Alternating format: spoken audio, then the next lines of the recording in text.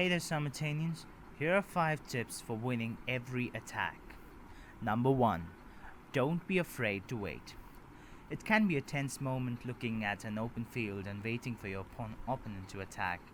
It's even tense if your opponent has some units out there smashing your towers.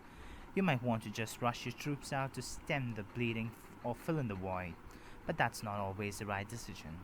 A full concreted attack with complementary units is often going to be more effective, so wait for it if you can.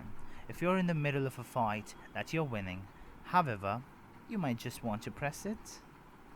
Second, don't be afraid to take damage. If you take the king tower, you win. Remember that. So maybe you've got one tower down and your troops have moved onto the opponent's king towers. Meanwhile, your opponent is working on one of your outer towers. Let them. That means their troops will be far away from their king tower, and it's going to be hard for them to hit yours as quickly as you can hit theirs. So take the hit, even lose the tower.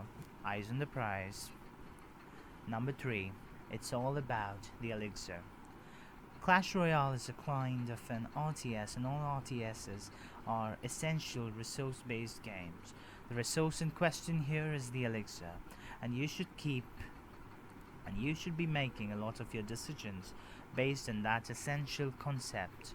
If you can use a 4 elixir fireball spell to do a 6 elixir worth of damage to enemy troop, do it. If your 4 elixir musketeer is just going to get trounced by the pecker backed up by the archers, don't put it. If your 5 elixir goblin hut can produce more than 5 elixir worth of goblins, put it down. Your opponent is going to have the same amount of elixir as you, and so your challenge is to use that elixir more effectively. Next, you should know what cards you're dealing with. This one is pretty obvious, but it's the most important thing in the game. Learn your cards and set your deck up to have plenty of sets of complementary deck. Use ranged units to back up melee units. Know which units are better against other units and which are better for damaging towers. Know which units are going to be taken out quickly if dropped in the wrong spot. Once you start learning all of their strengths and weaknesses, start building a deck with a lot of complementary pieces. Make a few and play with them. Finally, keep your eyes on the clock.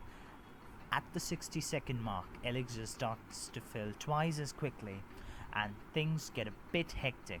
At the end of 3 minutes, whoever has the most number of crowns win.